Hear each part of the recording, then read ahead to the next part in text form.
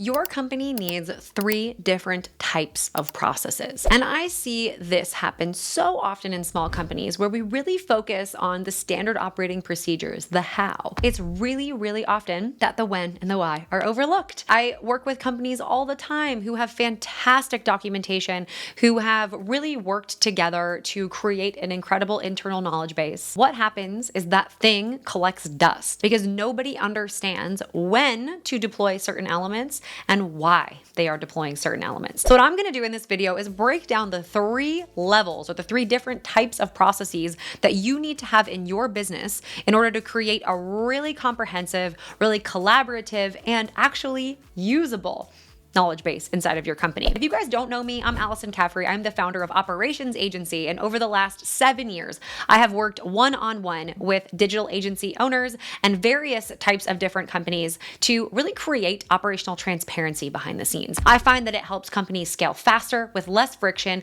creates more effective, efficient, and capable teams, and overall brings some peace to the business, which is what we want, right? As small business owners, things can feel on fire all the time. And my job is to make sure that small business ownership doesn't feel so challenging. I'm the best-selling author of the book, The Sabbatical Method.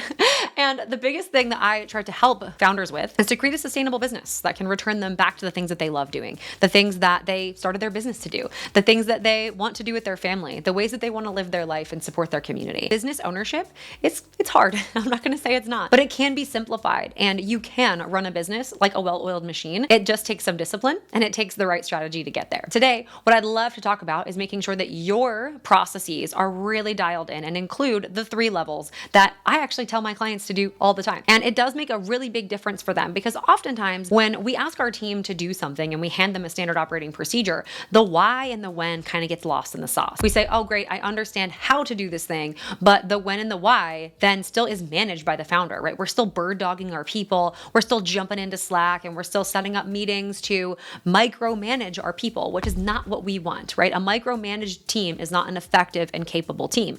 Man, does that team feel like you are breathing down their neck? The relationship there starts to suffer. And what we want to do is we want to show our team that we trust them. We want to show our team that we are invested in them growing and making capable, confident decisions. And we want to show our team that we have created some consistency across the business. No more shiny object syndrome, at least not as much, and no more deviated focus, right? We have the things that we do, the things that move the business forward, the ways that we do them, and the how on how we track it. So level number 1, you guessed it, the how. Level number 1 is the baseline. You can imagine pouring some concrete onto a foundation here.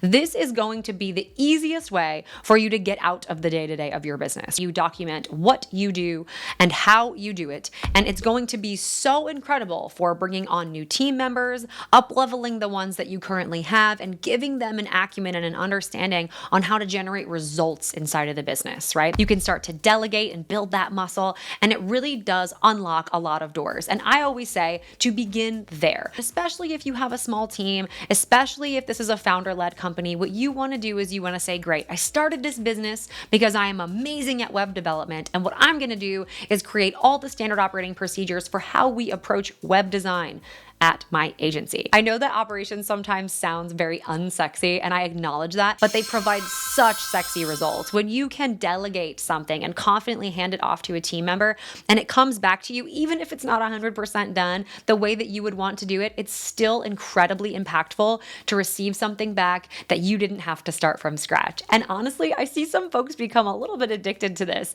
They get so excited about the results, and then they're like, oh my gosh, let's keep going. Let's keep documenting more things. What I do is I caution. I don't love to over document the how inside of the business. We want to breed folks who can read between the lines and solve some problems. So that's when we move up to the next level, which is the why. Those are the management level processes. You can think some of the larger things like customer onboarding, team onboarding, your sales process, right?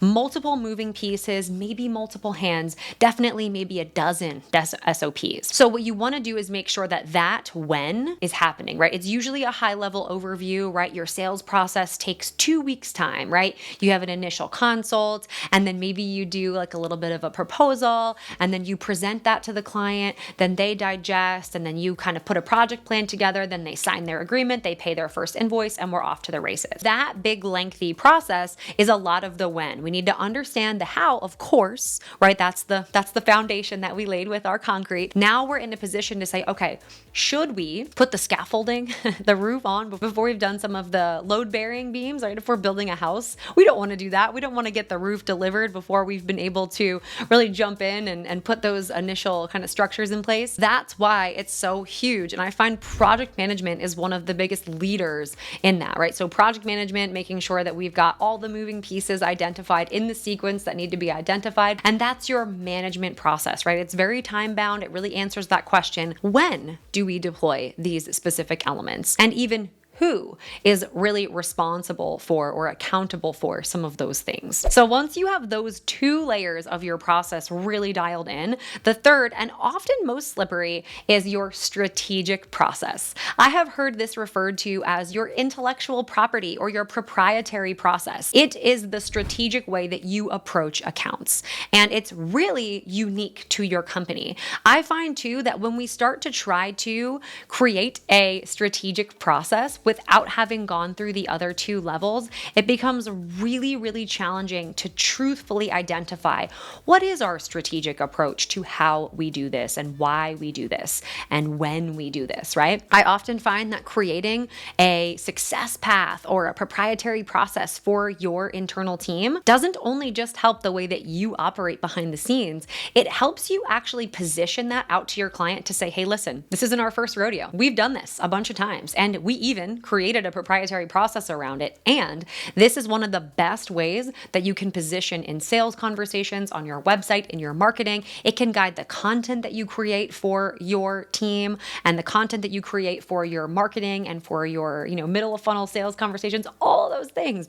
And you can give somebody a proven system that actually works for them. I find that developing strategic processes is one of the most accelerating things to your company's growth, because what it can start to do is replace that one-to-one, right? I build websites, so I'm buying this founder, really, right? I'm not buying their business. I'm buying the proven track record of this human being. Now, if we turn it into a process, we can then sell the process. And then it doesn't matter that if it's the founder who's selling it, delivering it, all of those things. We can start to weave the founder more meaningfully out of the business when we can package that intellectual property, if you will, into something that we can sell long-term. It's really, really incredible when that can fit all of our when and all of our how inside of it. So something that we do at Operations Agency, we have a 4-phase strategic process for how we work with clients. And each of the elements of our service is in there. And all of our SOPs and our management processes are also underneath. They're just nested really nicely. And that forms the entirety of the strategic management and how-to processes of my client services department. It is nested. It is beautiful. And honestly, it makes me sleep better at night. It makes me sell more confidently. And when I talk to somebody who I know is a fit to work with us, I'm like, hey, we've got this process and it's awesome. And my team's going to roll out the red carpet for you. And I can say that without a shadow of a doubt because I know I've seen it work before. When you develop this isn't just for your team. It isn't just for your efficiency. It's for your safety, your security, your peace of mind. It's for the confidence that you will build in clearly stating, what is my strategic process? I've done this 1,000 times and I can help you do it. So please remember 3 levels of process. Really, really get clear on the how, the when, and the why. And you will see your agency become more streamlined, more confident, create team members that know when to do things, why to do things, and how to do things, and create clients that uninhibitedly say yes to your services and stay with you long term. Take care. I hope that was helpful to you.